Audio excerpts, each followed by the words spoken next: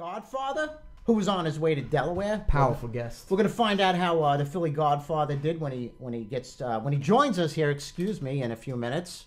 We heard from boxing legend Don Elbaum. Quite the character, Andy. He was great. Shared some good stories and great insight on the boxing industry. And again, that's why we're going to call the show "Keeping It Real." We're going to tell it the way it is. We're going to have some great guests. Also joining us today, we were hoping to hear from Brian Tuay, the author of Larceny Games, and The Fix Is In, but he got a little tied up. Yep, Shit that's happens. business. So we'll get to him next week or in the weeks to come, but definitely he'll be joining us. And again, we have the Philly Godfather, the Philly Prince. Philly Prince and I worked for the Las Vegas Sporting News back in the mid-'90s. He worked offshore.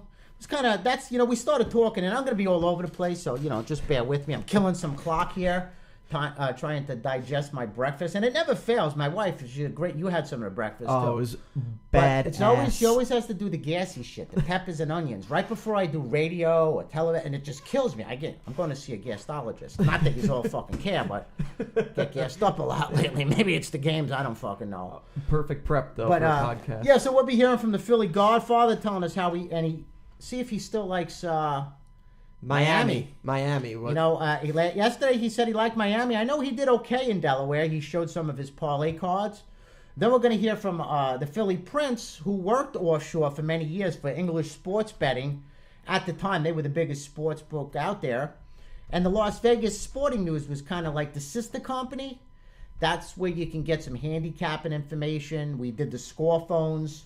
We had our own radio and television show. Actually, Andy, you probably don't know who he is, but Jim McMahon from the Bears. Okay.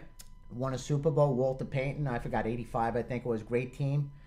The shuffle, they did that shuffle. Remember that? The Super Bowl shuffle? Right, yeah. Okay. Well, he used to be the sponsor of English sports betting. And it's funny, right now you can't even mention gambling on radio or television without getting arrested or fined.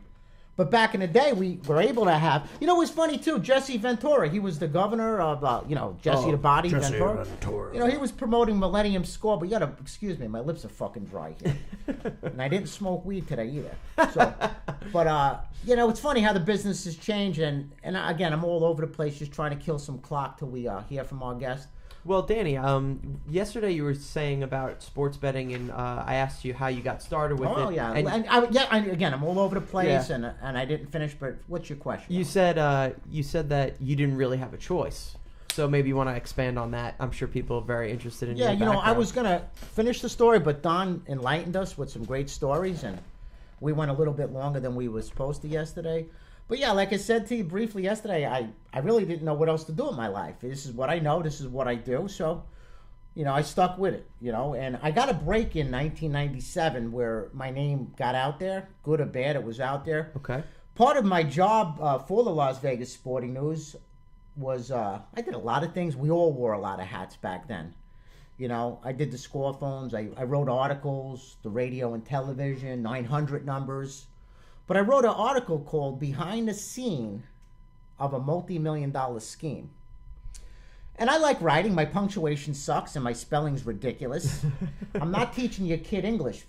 If you want, definitely I'm not well-spoken like a lot of guys. But anyway, I do like to write. So I wrote a story called Behind the Scene of a Multi-Million-Dollar Scheme. And it detailed the handicappers, how they work and how their day starts off. And it got the attention of... producers from HBO, Real Sports, with Jim Lampley, Brian Gumbel, rather. Jim Lampley was there at the time. Greg Gumbel, I think it was Brian. Yeah, it is Brian. So out of nowhere, they contacted the newspaper and they wanted to talk to the writer. And I basically didn't mention names. I said the likes of this guy and the likes of that guy, and I told you how dirty the business was. And that's what I learned when I first started in the business. See, the Las Vegas Sporting News, it was totally different. We were handicappers. We did everything, but it was none of the switch and bait shit. You got what you paid for. See, handicappers have been famous for switching and baiting. They get you in on one deal. Well, we just ran a kosher operation. The bread and butter was the gambling thing. The newspaper was just a rag to promote the casino. Okay. So the handicapping was nothing. We didn't even make any money off of that, really. A little bit, but... the focus was on the casino. So anyway, I talked about how dirty the business is from what I've seen, you know.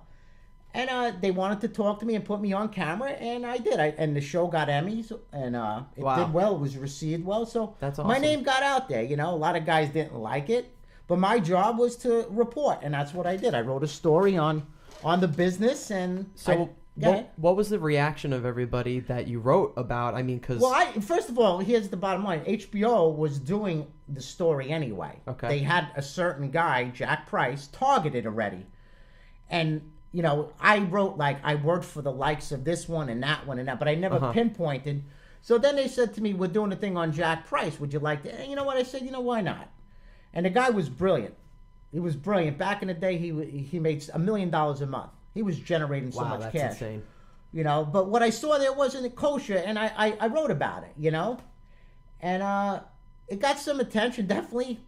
People were like, how can you do this? How why did you do this? But that was my job. So anyway, that's where I made a name for myself. But Would you consider yourself almost like a whistleblower for that? at that thing, time, or- at that okay. time, you know, definitely. But then again, I've been part of shit too. You know, I've been on both ends of the stick. I've seen it all, you know?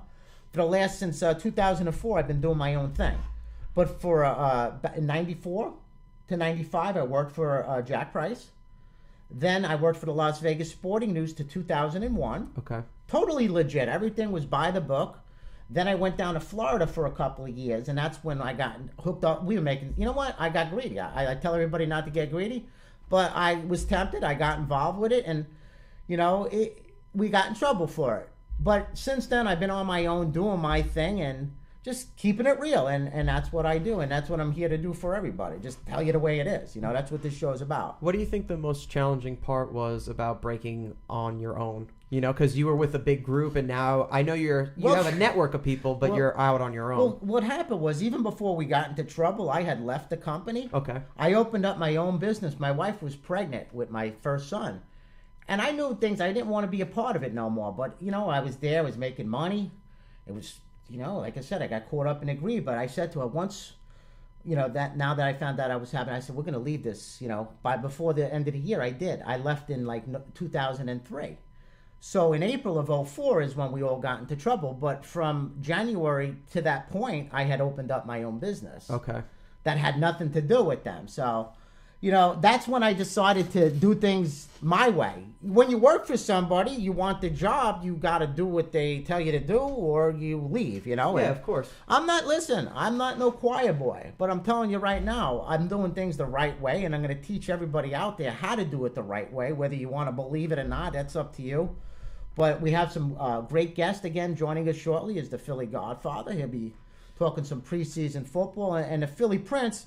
And here it is. We have one guy that bets a lot, and then we have another guy at one point that was probably taking his plays, Andy. I mean, you Oh, don't, wow. That's you crazy. don't know nothing about this business at all, do you? No, not at all.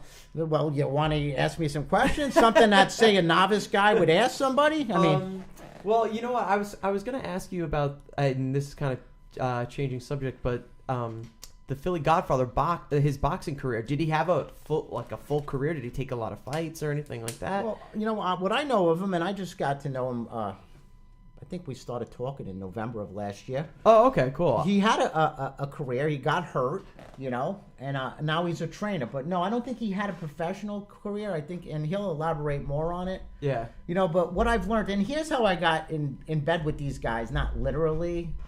But what happened was, you know, Tim Donaghy, the former referee, when Yes. back in 2010, I hired Tim for his. I didn't know that he was on probation. I didn't understand the terms of his probation, so I just figured, let me call this guy up and see if he wants to come on my radio show and talk about his book, because he wrote a book, Personal Foul. You know, and I didn't even know if he would do it or not. So I found his email. I sent him an email, and he said, sure. So he came on the show one time, and I said, wow, this should be interesting. People should really, you know, what's the word I'm looking for? Look into it, or People would probably be interested in hearing what Tim has to say, you know, because he went to jail. Referee that bet on games, fixed games, you know, that doesn't happen too often. Yeah. So, I mean, isn't it one of the biggest biggest scandals of all time, yeah. Okay. And it's funny, too, because not only did I have a chance to work with Tim for a few years, I had a chance to talk to Henry Hill, who fixed the Boston College scandal, and now I would say I'm not doing business with the Philly Godfather, but I'm very close to him. Mm-hmm. And those guys were involved in the scandal as well, because they were the ones betting the games that Tim was giving the information on. His crew. Okay. You know, so these were heavy. These are heavy. Yeah, the guy. Bets. You know, it's interesting. You know, and I'm just shooting from the hip here. Again, I'm trying to kill time and come up with some content. Nothing's written down here, but just yeah. So me being with Tim, you know, it got some attention. I didn't know he was on probation until after he told me, and I was like, wow. So I said, maybe we can get you on as a writer, you know, or something like that. So we went through the channels, and they let him come on, and they said that he can't give out picks. He can only do so much. So basically they said to me, if he wrote it in a book, he can quote it. So I had to stick to those guidelines. It wasn't like Tim could give picks out because of his terms of probation. Okay. But anyway, so his probation ended in November of 2012, excuse me. You know, and I took him out to the Dallas Maverick New York Knicks game. It was his first game. Okay. Back since the 2007 scandal. I mean, oh wow. So, yeah, so you don't even know. It would have been happy. it would have been helpful if you did a little bit of a little bit of homework here, Andy. But so that was his first game back to the NBA. Yeah, and he was from the whole thing? nervous, Okay. and you know, we got the attention of the press and all that stuff. But you know, the NBA is very powerful, and they kind of killed the story. You know, they didn't want Tim and I to get any attention, and I understand it. Mark Cuban actually came over, shook his hand, but you know, they had security there. It was pretty cool. You know, I was like, I don't care. Fuck, I'm having the time of my life. The cameras are on us, and you know, we had our own security thing. Tim thought they were going to kick him out, but no, they were there to make sure nobody jacked him up. Wow, that's wild. So anyway, you know, a couple of days after that, Jimmy Batista calls me. Jimmy Batista was one of the other guys that went to jail. Okay. You know, he was involved in that, and there was 3 parties. And I don't know exactly what went on, and I don't really care what went on. But I know the guys in Philadelphia were making a ton of money. The FBI, this is all, you know, documented shit here. I'm not just fucking throwing stuff at you. Yeah. So the guys in Philadelphia, Jimmy's crew, they were the ones that were betting on Tim's games. And allegedly there were millions of dollars made, you know, and I believe that to be true. So Jimmy calls me out of the blue, and he's like, this guy did this guy did that, and this guy. I'm like, whoa, hey, whoa. Slow down. Slow down a little bit here. I don't know. I'm getting hit with lefts and rights, and I'm like trying to just make sense of the phone call. I'm saying, so you're Jimmy, the sheep, and you're telling me Tim did this, and he said the same thing about it. I said, listen. Oh, there he is. There he is. Good. Just in time. Mr. Godfather. What's going on? Listen, I couldn't come at a better time. I was running out of shit to say. I was like, fuck. I was like, somebody help me out, because Andy can't. That's freaking impossible. You can't run out of No, but really, you know, it's just like, you know, I can't talk sports with Andy without fucking him up. But so I started talking about how, you know, he asked me about your boxing career a little bit, whether you went pro, and I started telling him what I knew. And I basically told him, and everybody that's listening, that I'm just getting to know you myself. And we're not business partners. We're becoming friends, and how this whole came into play. How I met you guy indirectly from Tim Donaghy. I talked about Tim's book, Gaming the Game. So I kind of was running Andy through memory lane here, and thank God you're there. How'd you do in Delaware yesterday? We did okay. The Titans screwed me over. I ended up winning 1 parlay. I think I lost 4 of them. We would have swept if the Titans didn't lose that game. The Redskins went for 2 or something. I didn't even watch it. I know they ended up losing by 1 point. They got a 2-point conversion. Yeah, you know. And I got 2 parlays pending today with Miami. So if Miami covers, we'll do okay. If not, kind of break even. I think you're having some fun. You're not dumping any wood on those parlay cards. I mean, I don't know what you're betting on them, but do they have limits out there? I've never been to the casinos out there yet.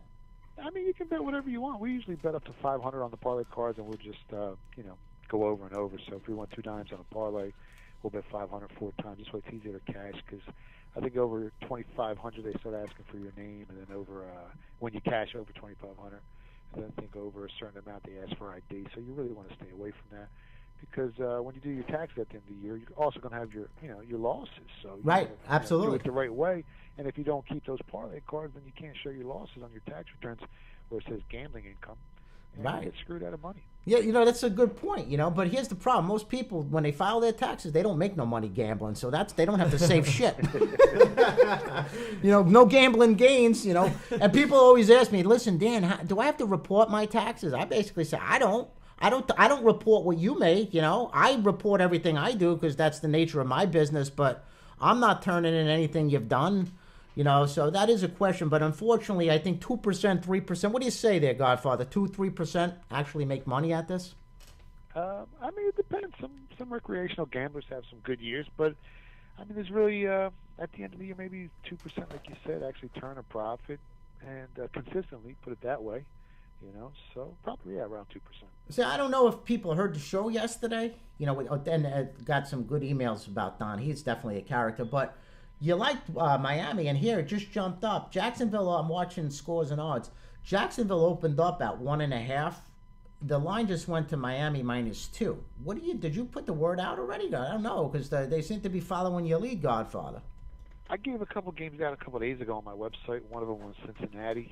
Okay, they tap danced yesterday. They tap danced. Yeah, they won the game easily, and I gave them out like 3-4 days ago on the website, so everyone can try and get the best of the number. Everyone gets some value on that pick because the lines are so close. And, it is preseason. Right. Happen. And I guess the lines moved in my favor. What a coincidence, and everyone's happy. No, you guys, we started to talk. Andy again. He didn't read anybody's book, and I didn't read everybody's book either. I read a little bit of this just to familiarize myself. And I was telling him that you guys are real, because Andy's asking, so these guys bet, these guys bet, Andy. They bet some real money. This is what they do, and I was talking about in the book, Gaming the Game, and Tim's book, Personal Foul. There was millions of dollars on the table during that period, but people think that was just isolated. These guys do this. This is what they friggin' do. This ain't, you just didn't do it with Tim because of the information. You guys have been doing this for a long, long time. Yeah, we've been betting for... 25 years, wow. Every day, 365 days of the year. We don't always bet. There's a couple of days we take off. We might go on vacation, take a week off. Yeah, like the baseball All-Star break. Yeah, this is what we do. And when you have no choice. But we're looking for an edge, and we're looking to turn a profit and feed our kids. And another thing too, you're honest, and that's what this show is, keeping it real. I was taking Andy through memory lane, how I worked for some creeps when I first started, how I did the show for HBO, and how we got into trouble in Florida, But again, I had a brain fart. Andy, anybody want to help me out here? Philly Gotham, I had a question for you. When did you transition from, maybe crazy. Just having a regular day job to just being part of this? Day job in my life, Andy. That's great. I know you really love what you do, because every time I hear you, I obviously sense all the passion in this. But so you've basically started from the get-go in this whole game. And you haven't had a real job your whole life. That sounds amazing. It's great. Well, listen, I've had businesses. I've had... I remember what the fuck I wanted to say. Go ahead, Steve. Yeah, go ahead. No. Okay, now you made me fucking forget it. No, I'm telling you, I'm fucking losing my mind. Don't let it happen to you. No, we talked about just keeping it real. I was laughing because I saw you tweet out that you got to pay your man for baseball, and I'm laughing too because it's been rough on. I feel like I'm laughing because I got beat up the last couple of weeks. The Philly Prince, who's joining us, he's been getting tap danced on. So what's up with this baseball epidemic the last 2 weeks or so? Well, it's a market, man. It has shifts, it has changes, and sometimes you're not devoting enough time to what you're doing. Maybe that might play into factor. Sometimes you just you catch some bad streaks. It happens to everyone. And you can't always win. It's impossible. I know. That's like I said yesterday. I got this S on my hat. We're not supermen. We don't walk on water. We do our best, and sometimes your best ain't good enough. And you got to be in it long term, and that's what I tell everybody. I'm not the guy for the quick fix. So Andy had asked you a question before my dementia set in. About the 9-5. Well, you remember? My pop had a bunch of hot dog cards. I was like 8, 9 years old. I started working in there, learned the value of a dollar, and I love action. I love making money, turning a profit. Totally. And anywhere where I can make some money legally these days, I love doing it. No, and you do it well. He's just a laid back. Like I said, I met you. What was it? January? We spoke on the phone in November and December. But I got a chance to come up to Philly. It was like right out of the scene from Rocky. He shows up. He's ready to go to the gym. It's just like Philadelphia is so thrown back. Yeah. It's like it takes you back. You don't get that no more. I like that taste of Philly, and I'm really new to Philly, and I like it. But yeah, from the minute a lot of history in Philly. It's a beautiful Liberty Bell, city. It definitely you got Betsy beautiful. Ross to the flag. You got the Constitution. That's what made this country so great. Is the city of Philadelphia. It used to be our first capital. Ben Franklin. So many great minds have come out of the city of Philadelphia. It's got so much history. Even City Hall, you go there. I don't think any other city in the country has a city hall that looks like ours. Yeah, it's really incredible. I was just in Philadelphia over the weekend, and me and my friends were making the comparison between Philly and New York, and I mean, there's no place like New York, but Philadelphia really is a badass place to be, and especially to live. Because there's so much to do around there. It's awesome. Some of those buildings, the craftsmanship, though, I was in awe by it. When we were up there to see Coco. I mean, it is a nice city. But yeah, he has a swagger. Getting back to when I first met him, he carries himself well, laid back guy. I think that he's the type of guy that everybody likes. He's a guy's guy, without getting corny. But I think that we hit it off right away, and so. That's what he does, bro. He walks around, picks. You know what? I got the Mercedes. I felt like a fucking chauffeur. I'm driving him around everywhere I go. He's got a fucking. You got the big Willie car over there. No, yeah, I'm macking. 63, whatever. I drive. I like my cars. I'm not big on jewelry. I like my diamond earrings. But anyway, I'm like driving him around. I don't know where the fuck I'm going. I'm like Mr. Magoo on the road. I'm like fucking on top of the thing. We're in South Philly. We're in North Philly. We're in the ghetto. We're in Center City. Oh my God! I went to North Philly for the first time, and I could not believe it. It was crazy. I was right outside of Northern Liberties, but I was amazed with the area. It like looks like a bomb went off. It's nuts. Is that an area that you grew up in, Godfather? I grew up on Callaway Street, right off of like Fairmount Park, right there, right by the Art Museum, right by the Rocky Steps. So yeah, it's cool, bro. Wow. I'm telling you, feel like it. We actually moved into the city when I was like 13. So that's awesome. Before that, we were in Upper Darby, which is like right outside the city. Oh, I know Upper Darby. Yeah. Yeah. So, anyways, we were there as a kid. I'm driving around every little neighborhood. Sometimes I feel like I was in like a different country because the buildings look blown up, but meanwhile there's envelopes being thrown in there, handshakes. We stopped for some coffee.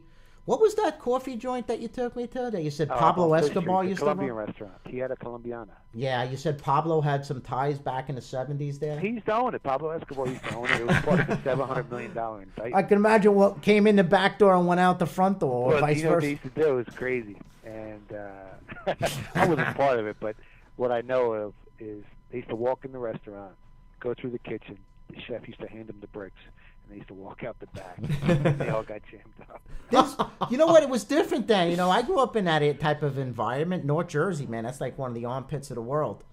But things were so much different back then. But yeah, getting back to Philly, it's a cool little city, and I like it. I'm going to be spending some time there.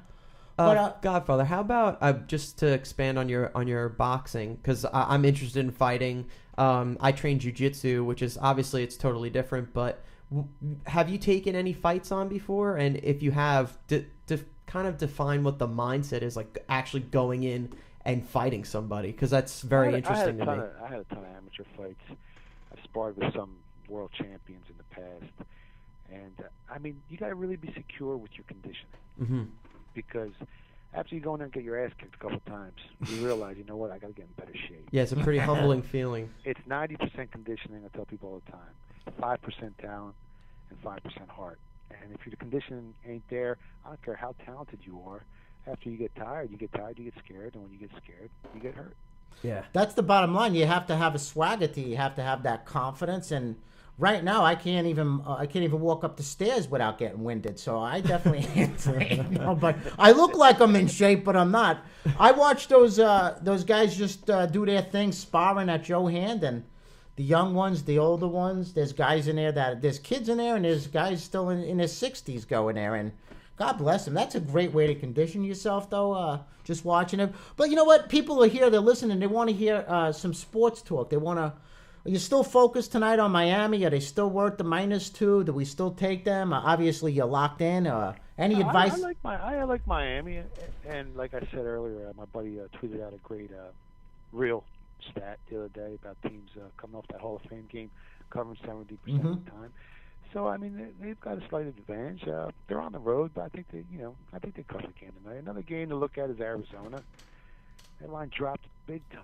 So someone's expecting Aaron Rodgers not to play, for them to play it safe. I don't think I'll see much Clay Matthews in there. Maybe a couple snaps with Aaron Rodgers, and watch out for Arizona tonight. They might upset Green Bay in Green Bay. Yeah, there you go. That thing dropped from 3 and a hook down to 2, and it'll probably keep going down. I mean, it's preseason. Shit can happen. I mean, last night I tracked some of your games, and it was the Tennessee one that put it dampened the night. If not, it would have been a beautiful night for you. But you guys swept the board, man. Yeah, Seattle, it's pretty cool. Seattle, Coming out of the Browns, right. We had the Bengals, and Tennessee killed it. You come out of the gate like that. That's impressive. So that's got to give you guys and me hope for the NFL season, because I made it perfectly clear. I'm a baseball guy that ain't even doing that well right now. But all in all, I'm still over 65%. And it's not gonna even maintain that. I can tell you that. But I'm gonna make my money like I do. Hey, Godfather. The go ahead. bottom line, Danny, is you're making a profit, man. Because percentages, I mean, they could be skewed. Absolutely. Like if you're laying 200 every night. I don't do that, though. I won't do that. I know that, but I'm saying you're making a profit. You're helping your guys turn a profit. But a lot of other guys, they talk about percentages, but it doesn't equate. With you, it equates. It's transparent. It's real. You're making your guys money. Well, you know what? I mean, the bottom line is making a profit. And I tell them that it's easy to lay, a lot of cappers will have you lay 180, 200. I know guys and they bragging about it, but how about when they lose? You're losing 2 games. So that's perfect. We're getting the Philly Prince, but I'll finish this. That's perfect, that 65%, if you're laying, it's not really relevant because of the money. Listen, if you're laying 200 every night, and you win 67% of your games, you're breaking even. Well said. On the other end of the spectrum, if you're taking plus 200 and you win 33% of your games, you're breaking even. So the bottom line is turning a freaking profit. That's it. And knowing when you had enough, and we have the Philly Godfather, now we have the Philly Prince, no relations, but we have some royalty on the phone here. One guy takes the books' heads off, and one guy used to work for the books. And Prince, you've been around the business a long time. Thanks for joining us, first of all. Prince is from acodds.us. Back in the day, you worked for English sports betting. They were like one of the pioneers, and you knew guys like the Godfather and that crew. Were they a target? You guys know who they were, and how did you guys move the numbers? Because the software was much different back then. Yeah, absolutely. When I first arrived at English Sports, Danny, our first and foremost problem wasn't the professional players. It was the integrity of the money that was coming in. We were getting chargebacks for 15%. We had over $500,000 in bad checks, cashier's checks, certified. So handicappers ain't only. Go ahead. I'm sorry. Oh, no. We had bank wires that were getting reversed. Man, as you know, I'm sure you heard the story. We had an employee that recruited 18 employees from Ohio, recruited people from Ohio, Michigan, and West Virginia to pass post on our games. So that was the number one problem. After we got our chargeback situated and got all of our collections taken care of, then we focused on the professional players. And yes, we were aware of the Philly Godfather and some of these other guys coming out of South Jersey. We had some big players, and sometimes we would take their action depending on what our book needed, and other times we would offer it at other places, sometimes in Vegas and sometimes at other sports books. Now, let me ask you this, just to reiterate. You had mentioned that the players, because, handicappers have been notorious for being creeps, for doing, rightfully so, black eye for sure, but the players were pass posting, they were charging back. Things were different back then. Credit card, since 2006, the credit card game has changed. The unlawful internet wire wager, whatever the hell they called it. But so you're telling me there was million. This guy was huge too. How much money do you think that he lost in chargebacks and all that neat shit? Well, when I first got there, we had about 1.5 million total. Of that amount, I was able to get back 700,000. What we would do is we would run everybody's credit report before we would take their credit card for future purchases, verify their employment, call their employment, and anybody that charged back, we would put it on their credit report. And, we went after them. We wanted to make sure these guys couldn't get ice water on credit if they were going to charge back, because they were trying to cheat us, and we paid everybody. And who knows what the real amount is. Some guys that would have charged back were winning, and we were paying them. They were opening up accounts with us. Our next door neighbor was Spiros the Greek. other sports books. They were open up for maybe 1,000 with us, 1,000 with him, 1,000 with Bowman's or WWTS, and then just playing all kind of different combinations of 2 and 3 team parlay, trying to hit a home run, and they were winning somewhere, but it was a terrible mess. Well, you know what? Things have changed and technology has. You're talking about the mid-'90s. It's 2013, and it's almost 2014. Godfather, have you seen or noticed the change? Was it easier for you guys to get better numbers back then compared to today? I mean, because you were part of that Don Best crew, right? You did something, you told the story. I mean, absolutely. It was a lot easier.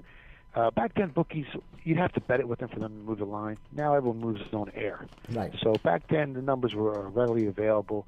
And, we had something going on with Don Best. We were working out of their office. They would hold back the line for us, so it would let us get down with numerous books around the country, locals. I mean, there's guys back then using newspaper lines. So, that shows you how much Absolutely. And Prince, our boss, he owned the Las Vegas Sporting News as well, who I worked for. You worked for both. I was down in the Caribbean only a couple of times. You lived down there, and your job was security, moving the spread and stuff like that. But yeah, Dennis was crazy. Right now the software makes the adjust. If you're a bookie, you're not supposed to gamble. That's the public's job. Let them gamble. Move right. But he used to make decisions, and that's why he got hurt. That was the demise of English sports betting. The owner was a gambler, and he started gambling. Can you elaborate on that? Right. Not only was he a gambler, Danny, but he was opening up all types of business. He was opening up cigar companies.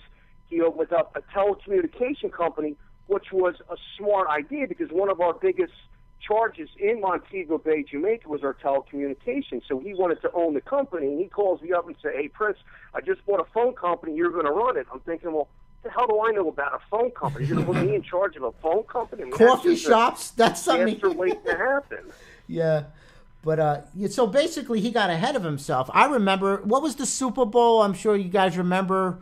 New England played Green Bay. I think the most of the lines out there were 13, and he even pumped it up to 14.5. Yeah, and that backfired on him.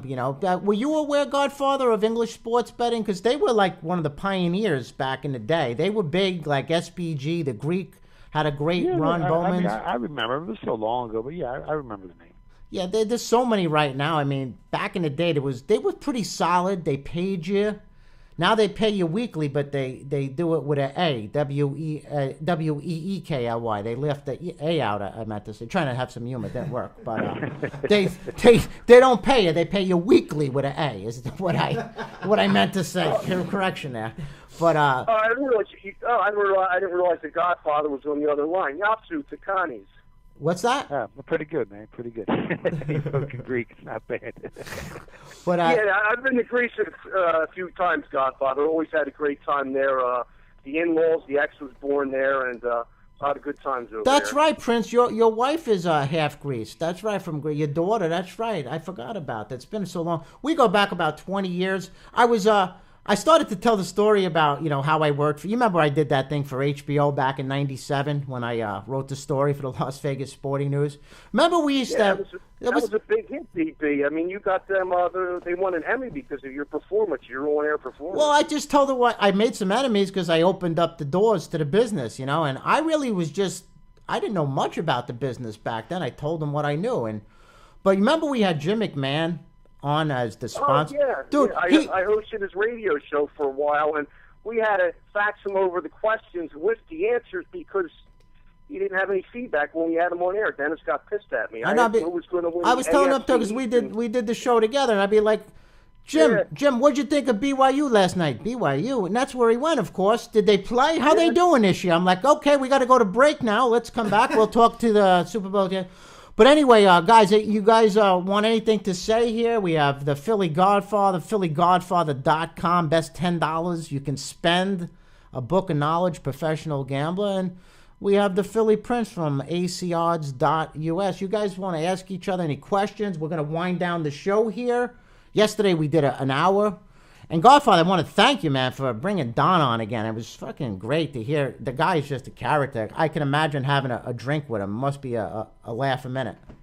Yeah, he's got a bunch. He's got more stories than Walt Disney. I mean, he is a true living legend of the sport. He'll give you an edge if you want to try and approach gambling on boxing. I mean, he knows every fighter, where they're from. He's been around every style, every gym, every trainer.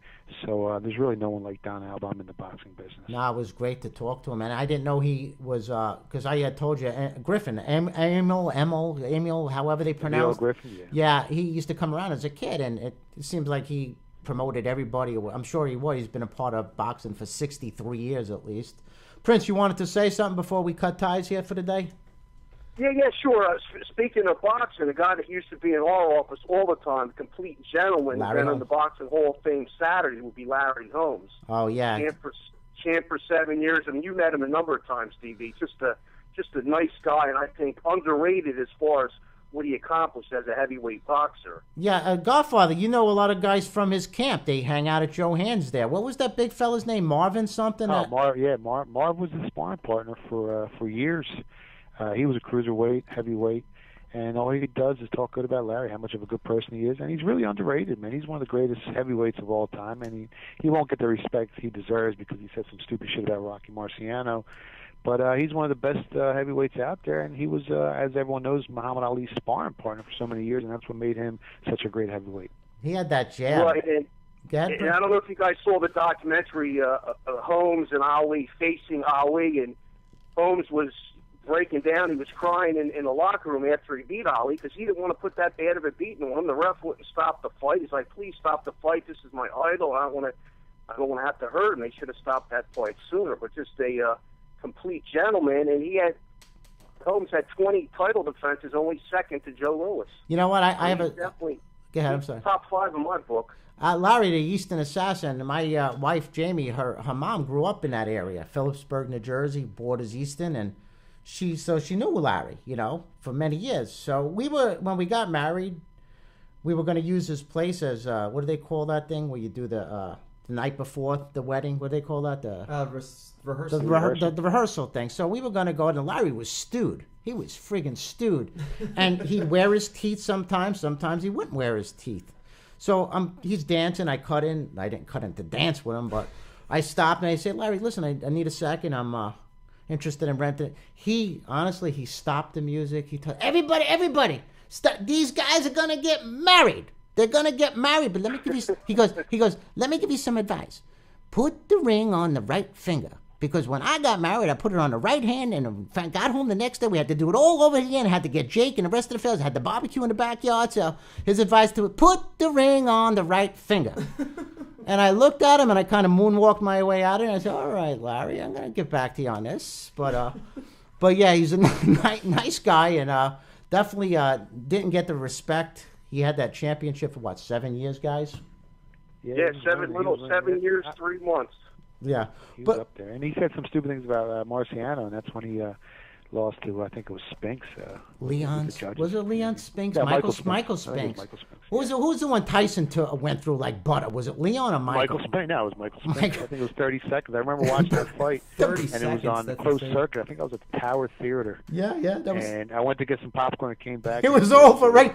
You remember the billing? That thing had some great billing. I mean, they built that thing up, and that thing lasted like for a cup of coffee, But the Spinks brothers, and I'm not a big boxing guy, I told you that yesterday, but the Olympics, weren't they good in the Olympics, the Spink brothers? Is that where they got a name for themselves? Yeah, they were great fighters, man. It's just that at that time, Michael was getting older, and Tyson was just ready to kill everybody. So it was a long time. He was fucking mean. Bus. Yeah, he was mean, Mike Tyson. It's a shame his career, if he was able to just stick it out without that stint in prison and being stupid, but he was definitely brutal to watch. I enjoyed watching. He was still like the only fighter that I liked to watch, and Sugar Ray. Sugar Ray was fun in the set. But anyway, guys, I'm going to let you go. I'm going to thank you again for your time. This is another edition of Keeping It Real. Hey, Philly Prince, where is the best place that people could find you on the internet? You can check me out on Twitter, PhillyPrince1 or ACOdds.us. And I know you're a big MMA guy. I just wanted to give a quick shout-out to Andy B, to our guy, Adam at T. He fights August 17th at the Sands. Always a great turnout there. Nate Shook, he's promoting the event. And if you're not busy, DB, August 17th at the Sands, Adam's fighting to get the championship back. And wow, that's amazing. Great ground game. You just got to work on his boxing. Who's skills. he up against? Maybe the Godfather can help him with that. Hey, well, listen, Adam Attia is Dennis Attia's son. The Attias were some great athletes. The guy who owned English Sports Betting, they were Olympic wrestlers. One won a medal in the Olympics in '84. The other one played pro ball. Dennis played with Marino, and he was a great nose guard, Tony Saragusa. So I knew his kids were going to be tough. Saragusa played under Dennis, and I'll never forget the night before the Super Bowl. Saragusa calls the Las Vegas Sporting News, and he wanted to speak to Dennis.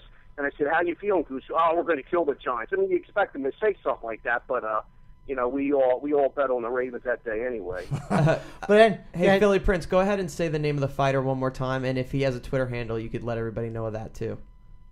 The name of the fighter, Adam Attia, and they're fighting at the Sands August 17th. Have you ever been to the Sands Event Center for any of the MMA fights? No, you know what? I actually think I'm going to the August 17th one. Me and the guys from 10th Planet Allentown, we're big jiu-jitsu guys, so we're all gonna go out. One of our friends, Thad, is fighting in that same fight, so we're all pretty excited about it. Thaddeus. Godfather, plug yourself real quick, and we're going to cut this thing again. My bladder is floating. My teeth are floating. You know me. I got to fucking piss, guys. I'm old. I'm an old man. Go ahead. Plug yourself out. Just check out the PhillyGodfather.com, and you can find me on Twitter at PhillyGodfather. And have a good day, guys. All right, guys. Thanks for your time. Prince, I'll talk to you later. Godfather, thank you. And thanks for your time, guys. Okay, guys. Have a good one. You too. Bathroom time, my friend. Thanks a lot. Thanks for joining us. All right, everybody. Thanks for keeping it real.